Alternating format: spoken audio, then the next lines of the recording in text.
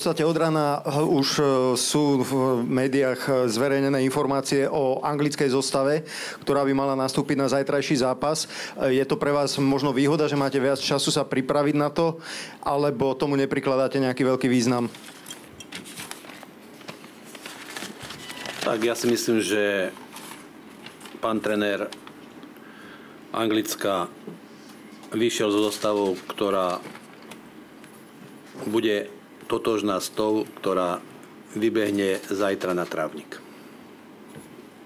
Takže my sme predpokladali, že nejaké zmeny nastanú a prakticky tam bolo miesto stopera, pretože Smalling nehrá, tak vo veľmi dobrej forme hrá Stones, takže strmil to skúsenosť s mladosťou. Takže v strede pola dal prednosť predalým Hendersonovi, ktorý je do tejto skladby vhodnejší typ. A ostatné miesta, myslím si, boli to mužstvo sa určitý čas formovalo a je vyvážené, kvalitné, takže to sú iba také kozmetické úpravy, pretože hodzdory iný hráč nastúpi na to, má takú istú kvalitu. Vlado Pančík, Slovenský rozhlas. Pán tréner, teda tréner hostí povedal veľa o zostave. Naznačíte niečo aj vy, alebo spýtam sa inak, tie zmeny v nominácii, ktoré boli, prenesú sa výrazným spôsobom aj do tej základnej zostavy? Tak čakal som prakticky 5 dní, pretože dvaja hráči prišli na zraz s problémami zdravotnými. Jakub Holúbek si podvrtol členok v zápase Žilina Trenčín, takže lekári ho dávajú do poriadku, stav sa zlepšil, ale nie je to do zápasu. Najväčší problém pre mňa je Juro Kucka, ktorý má narazené rebra a prakticky skúšal v 2 tréningoch a vydržal iba rozcvičenie, takže takisto zdravotný stav mu nedovoluje nastúpiť, čiže mám o to väčší problém. Ostatné veci by mali byť v poriadku. V poslednom zápase proti Anglicku sme nastupovali s tým, že remíza bola pre nás, dalo by sa povedať, víťazstvom. Budú vaše taktické pokyny pred zápasom podobné tomu zápasu v St. Etienne, alebo tým, že hráme doma, budú možno trošku odlišné? Tak samozrejme hráme doma. To je jedna vec, ale sila anglického mužstva je tiež známa. My samozrejme budeme hrať to, čo sme hrali prakticky počas 3 rokov sa snažiť, ale do toho vstúpi aj sila anglického mužstva a uvidíme, čo nám dovolia, pretože samozrejme hráme doma, budeme chcieť byť silnejší na lopte, nebezpečnejší pre branu súpera, ale až samotný zápas ukáže, ako to bude. Ľubo Hlavena, Slovenská televízia.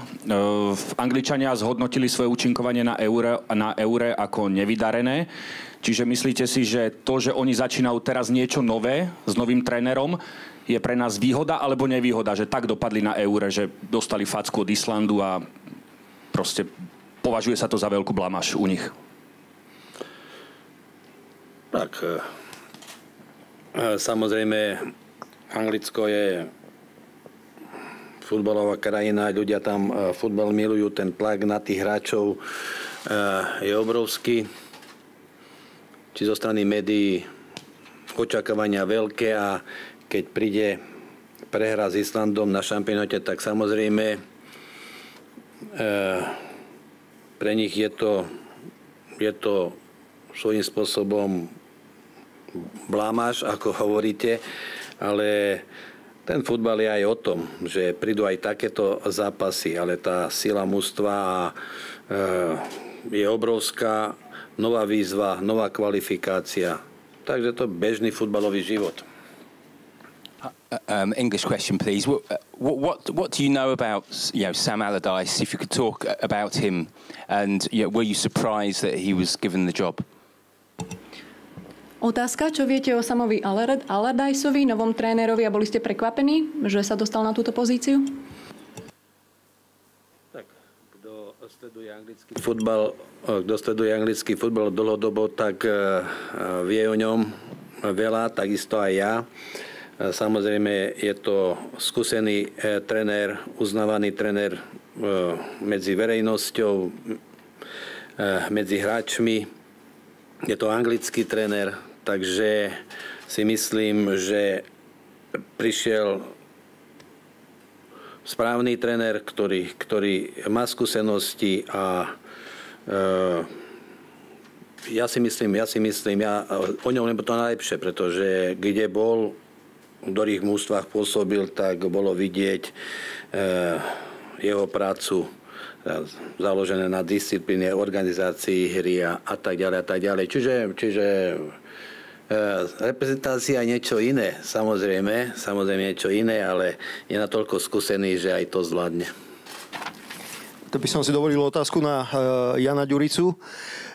Janko, vstúpa už vo vás ten entuziasmus, začína sa nová etapa, nová kvalifikácia a proti takému skvelému týmu, akým je Anglicko, tak ako to prežívate vy v kabíne alebo v tom hráčskom kolektíve? Tak ako to prežívame, čaká nás nová kvalifikácia. Tu predtým sme začali veľmi dobre, keď sme vyhrali na Ukrajine 1-0.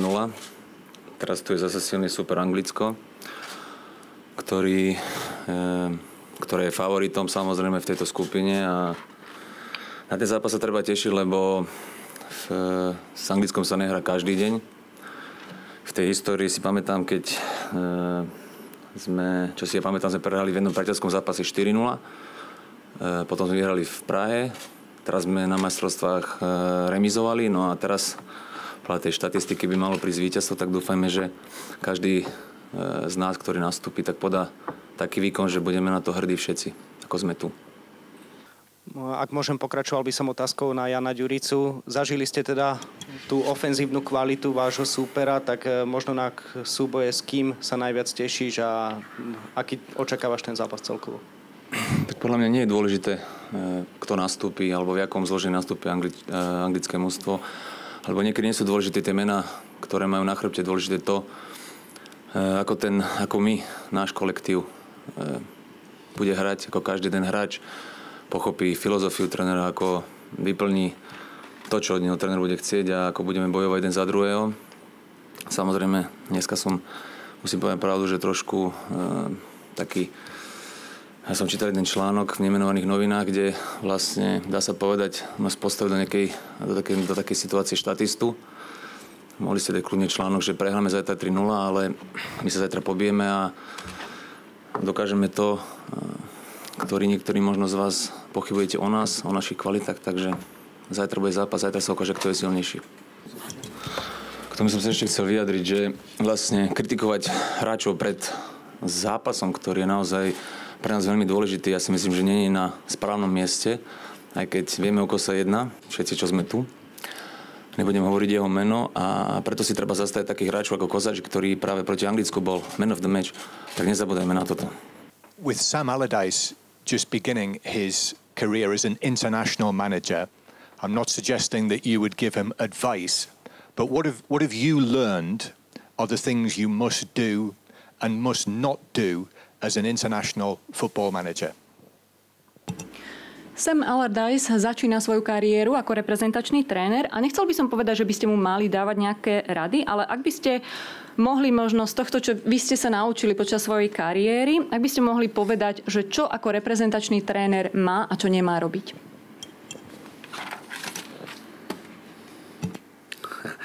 Ťažko radiť takému skúsenému človekovi. Samozrejme, reprezentačný tréner má výhodu jednu, že si vyberá hráčov pre spoluprácu. Čiže to je strašne veľká výhoda, čiže cez tých hráčov potom môže svoje predstavy realizovať. Ale on to vie. A pracovať s tými najlepšími hráčmi, keď človek si bere 25 hráčov, nie je jednoduché. Pretože každý chce hrať, konkurencia veľká a 11, ktorých postaví, tak tí 12 sú nespokojní. Čiže, ale on tieto veci ovláda a samozrejme je toľko skúsený, že všetko to tak dá dokopy, aby to fungovalo čím skôr. Since the summer, Joe Hart has had a very difficult time. Well, actually, at the Euros, how surprised are you that he's been let to go by Manchester City and is now in Torino? Chcem sa spýtať na Joea Harta, pretože počas leta to nemal veľmi jednoduché. A ako vás to prekvapilo? Respektíve prekvapilo vás to, že Manchester City ho nechal odísť a že je teraz na hosťovaní v Turíne? Tak ja si dovolím tvrdiť, že keď som sledoval anglických brankárov, takže Hart je jasnou jednotkou. Samozrejme, v Anglicku je veľká konkurencia zahraničných hráčov, čiže nemajú to jednoduché tí hráči domáci.